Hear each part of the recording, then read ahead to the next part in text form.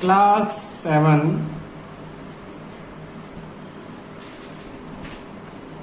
Maths chapter 12 exercise 12.1 question 4 identify. Question 4 में दो part है, तो फर्स्ट पार्ट ये है हमारा, कहता है identify terms which contain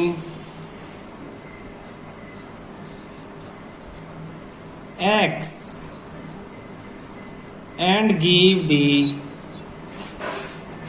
coefficient of x। जैसे कि पहला क्वेश्चन, इससे मैं समझा रहा हूं तुम्हें। फर्स्ट पार्ट इसमें है y square x plus y. देखो इसने कहा आइडेंटिफाई टर्म्स, उन टर्म्स को पहचानो, विच कंटेन एक्स, जिनमें एक्स है। तो ये जो प्लस या माइनस का साइन होता है ना किसी एक्सप्रेशन में, वो अलग अलग टर्म्स में डिवाइड करता है। तो इसमें दो टर्म्स हैं, एक टर्म आपकी ये है पहले और एक टर्म ये बाद वाली है। तो ये एक टर्म है और ये दो टर्म है आपकी, फर्स्ट और सेकंड। इनमें कौन सी में एक्स है? फर्स्ट वाली में। देखो ये रहा एक्स, तो फर्स्ट टर्म में एक्स। तो ये तो मैंने इक्वेशन लिख दी है ना, एक्सप्रेशन। इसके बाद मैं मान लो सारे लाइन से ही कर दूं। इसमें लगभग आपके पास 6 पार्ट्स हैं, 6 भी नहीं है, 7 पार्ट है। तो 7 पार्ट को मैं एक साथ करूं तो मैं यहां लिखूंगा terms which contain x, terms which contain x. और फिर उसने कहा कि और उस एक्स में कोफिशिएंट ऑफ एक्स, एक्स के साथ क्या है वो भी लिखो। जैसे मैं इसके नीचे वो वाली टर्म लिखता हूं जिसमें एक्स है, तो वो वाली टर्म कौन सी है? वो वाली टर्म है वाई स्क्वायर एक्स। फिर कोफिशिएंट पूछ रहा है, एक्स का कोफिशिएंट, यानी इस टर्म में एक्स को छोड़ के बाकी जो है वही एक्स का कोफिशिएंट है। तो यहाँ पे एक्स का कोफिशिएंट हो जाएगा आपके पास वाई स्क्वायर। तो ऊपर क्या लिखूंगा? Coefficient of x. तो मैं क्या कर रहा हूं अभी? टेबल की फॉर्म में इस क्वेश्चन को सोल्व करके दिखा रहा हूं तुम लोगों को, ठीक है, इस तरह से। अब सेकंड हमारे पास एक्सप्रेशन क्या है? सेकंड एक्सप्रेशन है 13y स्क्वायर माइनस 8yx। और इसमें टर्म कौन सी है जिसमें x है? ये वाली।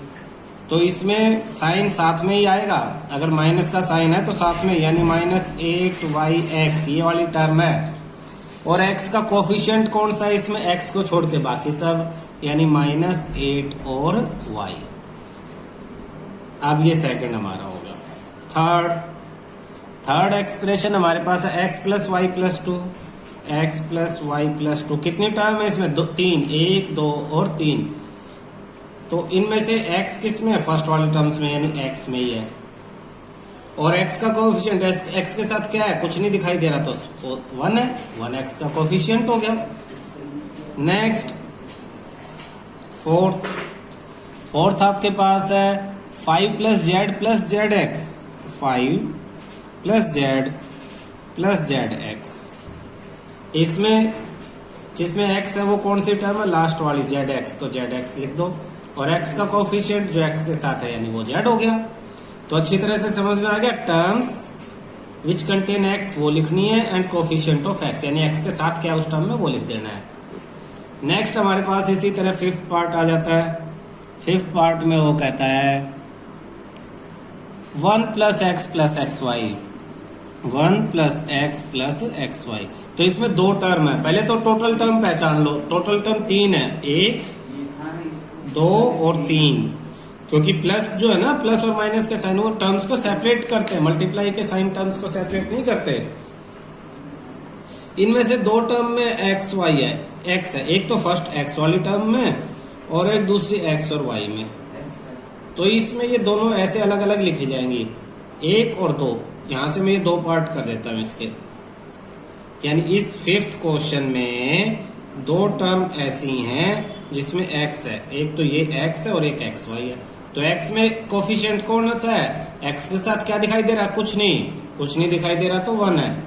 और यहाँ x के साथ क्या है? y है, तो ये y हो गया। सिक्स्थ पार्ट हमारा, सिक्स्थ पार्ट में देखना, हाँ सिक्स्थ वाली टर्म देखो। सिक्स्थ टर्म आपके पास है 12xy, 12xy square plus 25।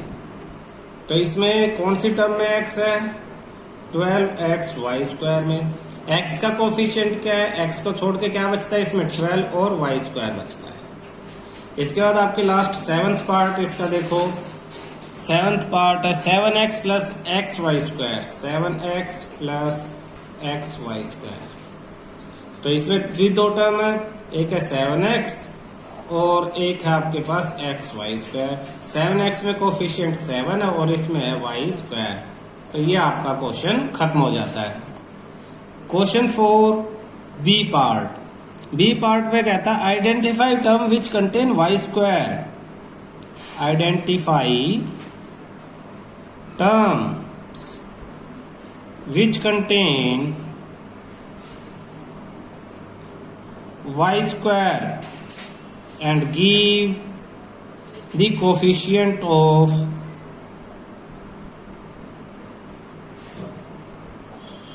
y square। और y square का कोफिशिएंट भी बताओ। Identify terms which contain y square and give the coefficient of y square। Same पीछे वाला है, ऐसी टर्म बताओ जिसमें y स्क्वायर हो और उसका फिर कोफिशिएंट भी। तो फिर पहले की तरह सॉल्यूशन में हम लिखेंगे, टेबल बना लेंगे।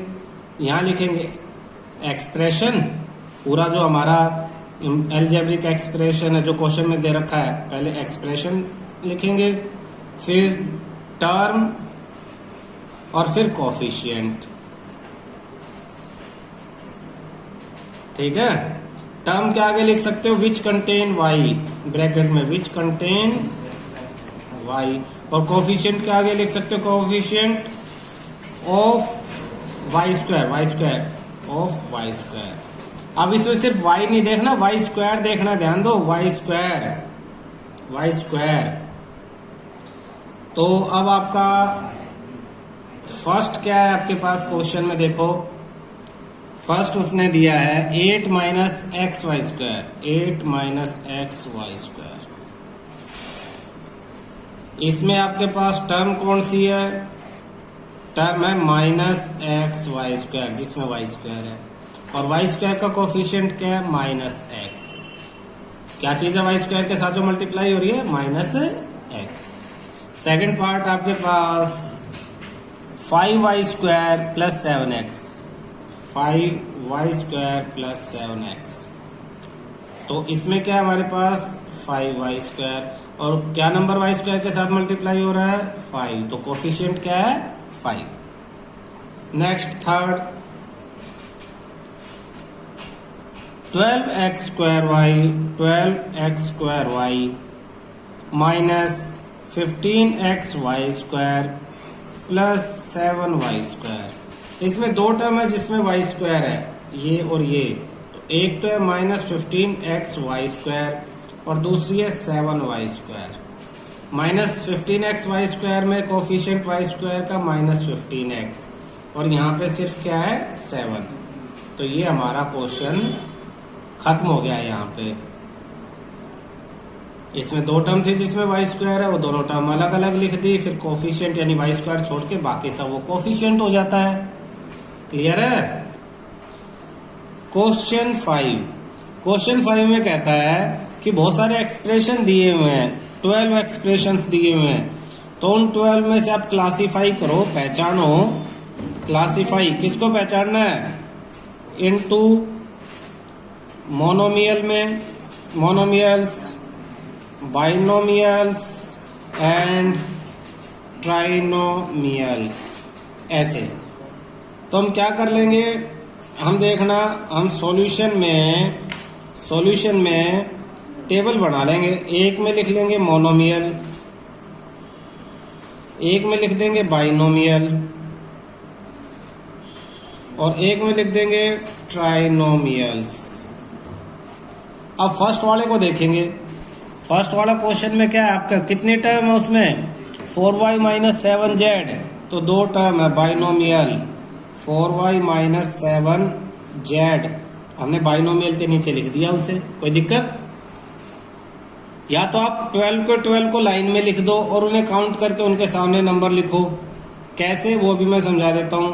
आप इस तरह से कर सकते हो इस सॉल्यूशन को कि जो 12 था, जैसे फर्स्ट है, फर्स्ट आपके पास 4y माइनस 7z है, सेकंड आपके पास है y स्क्वायर, थर्ड आपके पास है आपका x plus Y minus x Y, fourth आपके पास है 100 और फिफ्थ आपके पास A B minus A minus B और सिक्स्थ है आपके पास 5 माइनस 3t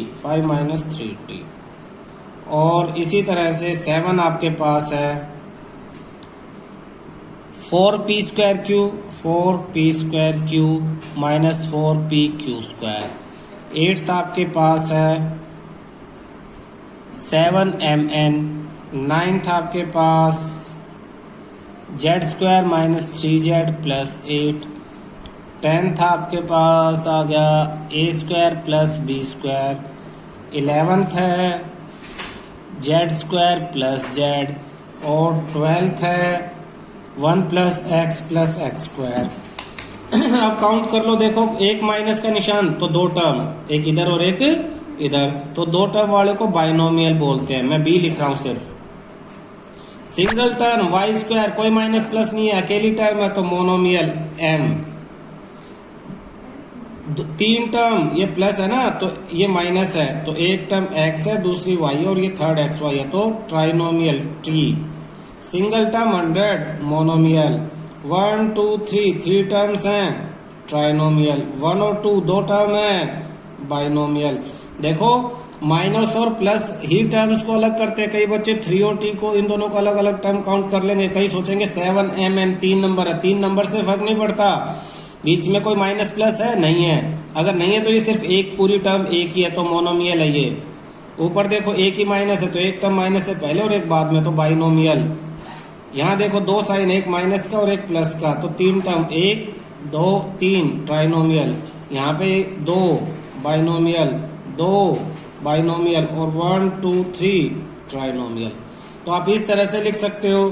आप टेबल बना के ऊपर लिख सकते हो कि जो जो बाइनोमियल थी, सेकंड मोनोमियल है तो सेकंड को मोनोमियल के नीचे लिख दो y स्क्वायर, थर्ड ट्राइनोमियल है तो उसके नीचे लिख दो x plus Y minus x Y, fourth monomial यहाँ पे लिख दो 100, fifth A B minus B trinomial A B minus A minus B, sixth binomial 5 minus 3t, seventh फिर binomial 4p square Q minus 4pq square, eighth monomial 7mn, ninth trinomial 2 square minus 3z plus 8, z square minus 3z plus 8, फिर binomial a square plus b square, फिर binomial z square plus z और फिर trinomial 1 plus x